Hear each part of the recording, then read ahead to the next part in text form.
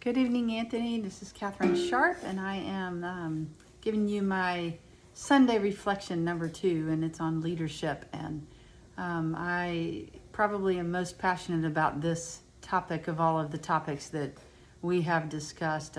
It's one that I love the most, and I also want to grow in the most areas of it. And Dr. Patterson talked about in his video summary to us about how people that just might be dynamic people aren't necessarily considered to be leaders, and people that are even people that can motivate aren't necessarily leaders, but that leaders really are people that can organize, and then they can take a group to where they want to go, and you can lead them there.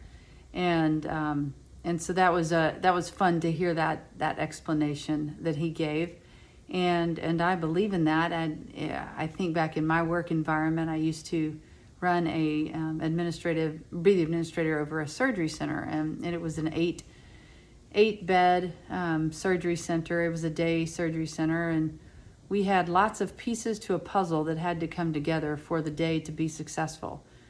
We would do an average of about 40 to 55 surgeries a day.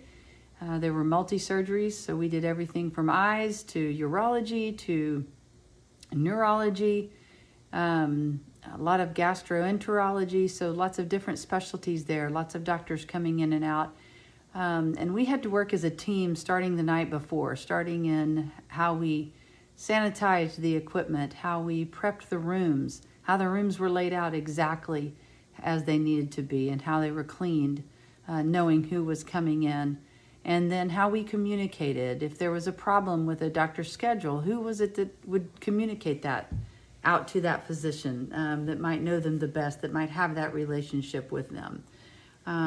Who is it that has stood us up and not showing, and how do we communicate to them that we're going to go ahead and bring another surgeon in and instead, but to be able to do all of that in a cohesive way so that we continue to lead.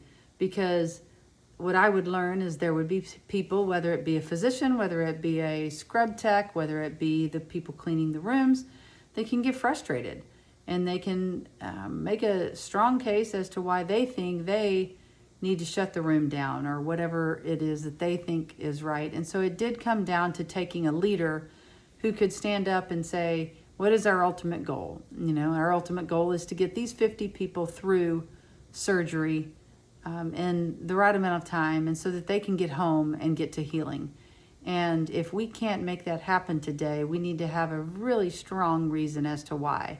And so we have to work together cohesively as a team in order to get this done. So if you're not working when you show up to turn on the lights at 4 a.m. and to begin to pre-op these patients, and you only get 3 done and we needed 8 done, then that will trickle down, and it delays the entire day. So teamwork was very important. I'm also now in the hospital setting and working as the VP of development, and I'm working more on the administrative level team. And so there's a whole new level of teamwork. We have 2,200 employees, and we've been going through hurricanes. We've been going through the freeze recently in February. But knowing how to guide a hospital of that caliber through the process of getting from beginning to end, can we send them home, or do we bring an extra round in that needs to be sleeping while the others are working? And so lots of teamwork is done. So it's a lot of fun. The motivation versus job satisfaction is something that we learned in the organizational development class as well. And just with the idea that, that a person who is motivated is going to be motivated, as they have responsibilities, as they have support, as they have the right pay and promotion and what they feel they need. They're motivated to do the right thing, and then they even can become leaders in the organization because of that. But if you have a group that job satisfaction is on their forefront, and they are not satisfied in their job for whatever reason. We're asking them to do too many tasks. We're asking them to lead a group that they don't feel comfortable with, or in an area they don't feel comfortable with, and we don't give them the right support. And they're going to be frustrated with that, and they're going to probably not have job satisfaction, which leads to poor management. You can look back to me into poor management. So in summary, I just absolutely love leadership. I'm excited that we've got several more weeks to really delve into this. But it comes down to a leader is not what an organizational chart says it is.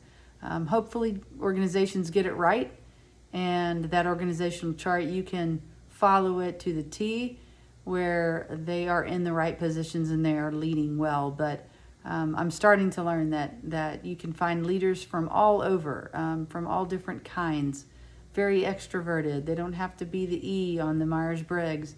Very introverted, and be the greatest leaders that we've known, and the quietest leaders, the quietest people that we've known. So thanks for the time, and I hope you have a great holiday tomorrow and have a great week the rest of the week. Thanks so much, Anthony.